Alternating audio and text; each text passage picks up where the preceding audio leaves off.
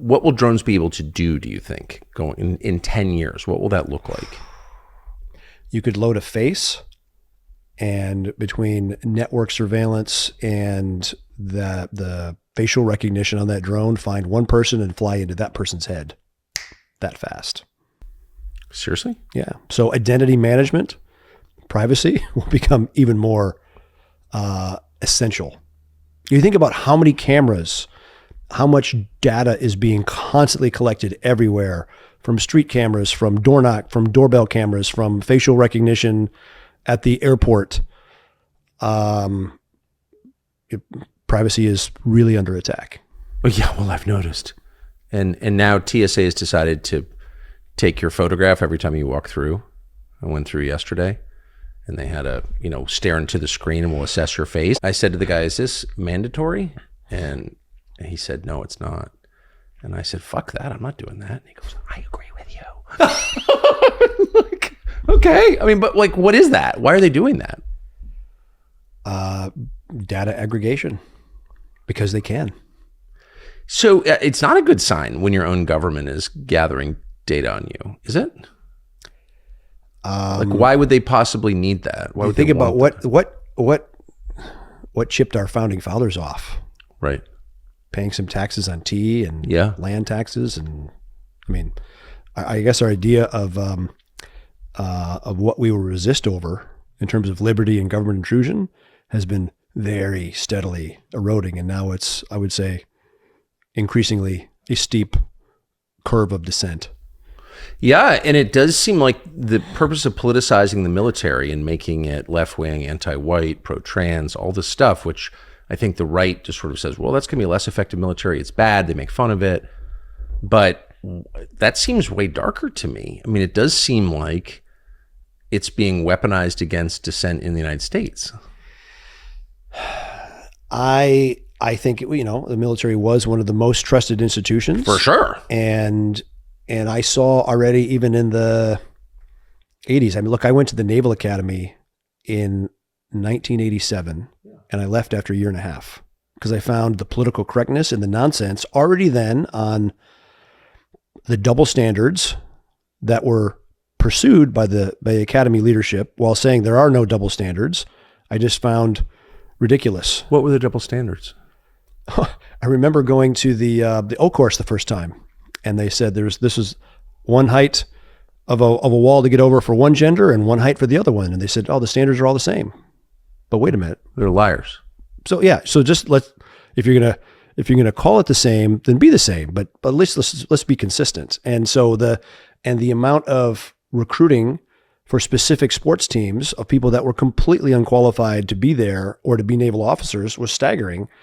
I love the Navy. I just didn't like a school run by the federal government. So I didn't fully realize that. So you made it through the first year where people drop out. Yeah. No, I left halfway through my sophomore year. I finished my finals. So you did the hard stuff and you still dropped out. Yeah, it's not that hard. It's just you have to have a high tolerance for bullshit. That's all. Yeah, that's dropped in you, I notice. Yeah. But I rolled to Hillsdale. So, went quite the opposite, to one run by the federal government to one that accepted no federal funding at all. Interesting. So even in 1987, why didn't anyone say anything about it? Because women don't fight different wars. Presumably it would be the same war. So that's like very obviously insane. Look, I had no issue with women being at the academies, but at least make equal enforcement. That's all. Yeah. If it's going to be, you're going to call it the same, then be the same. That's fine. But what I also found, I went to Hillsdale and I joined the fire department of the local town.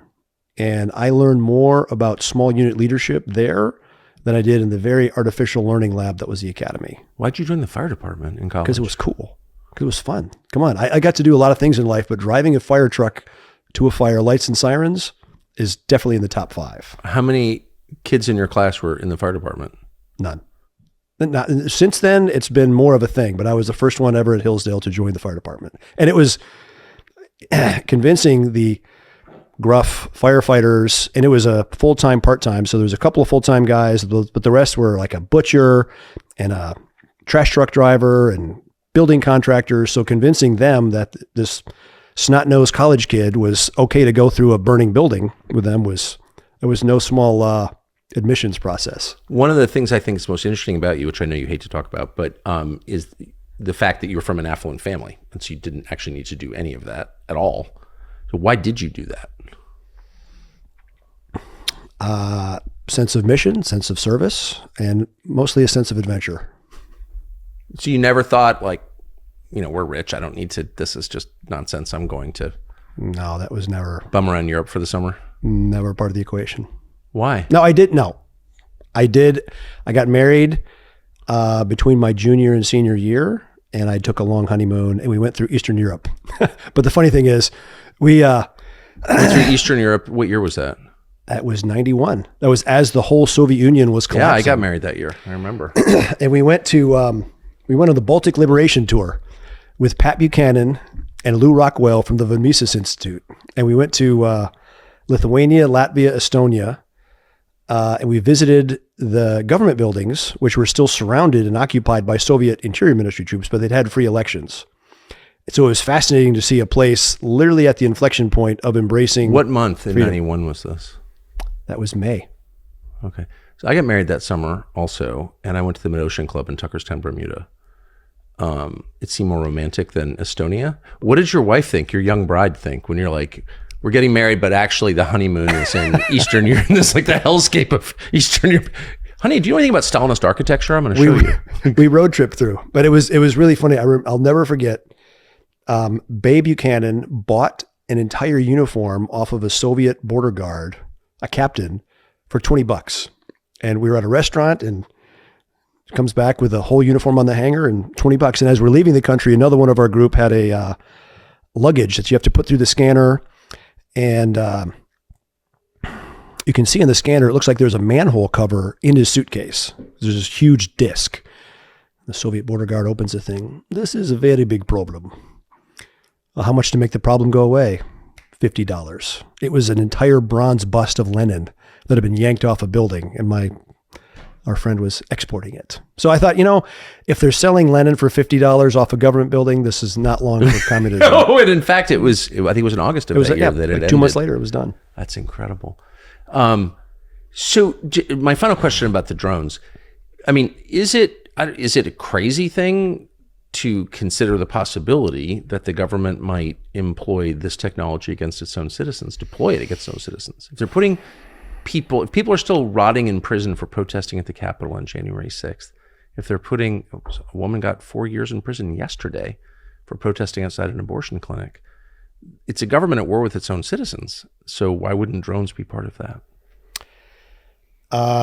Entirely possible. How hard are they to shoot down with, say, a 12 gauge? That's actually one of the, it's a big problem for the small FPV drones. They're so small and so hard to hit. It's almost like hitting a ptarmigan. Very hard to hit that bird. Very fast. Very fast. I know you love bird hunting, so I try to correlate it to, or maybe like a quail on cocaine. Oh, it's that tough. Yeah. It sounds kind of sporty. So what is the defense? So if... Nets. Nets? Nets are a cheap, simple defense for small FPV drones because it's a small charge. If you can keep the charge away from the target, the small charge doesn't have that much effect. But, P for plenty, you can always increase the poundage. My sense is that police departments and state police have drones now. For surveillance, yes. For surveillance. How hard is it to alter a surveillance drone to become an offensive weapon? Well, the Ukrainians and the Russians have done that in their garages or in a tent on the edge of battle pretty easily. Okay. So why wouldn't, if you care about living in a non-totalitarian country, if you care about America, why wouldn't someone step and say, actually, no, we're not, we're just going to pass a federal law that no law enforcement or intel agency or the U.S. military, these things cannot be used domestically against Americans, period, under any circumstances. Or certainly not armed. Or surveillance. Like, why do you need, you know what I mean? Look, for stopping a mass shooter or some actual terrorism event, it provides good situation awareness and it protects the cops who are trying to do an honest job. But the leakage, in the same way that the forever wars of Iraq or Afghanistan and all those surveillance tools that the government tells us they need to protect us, the danger is certainly some of that tech on the arms side leaking back to be used domestically.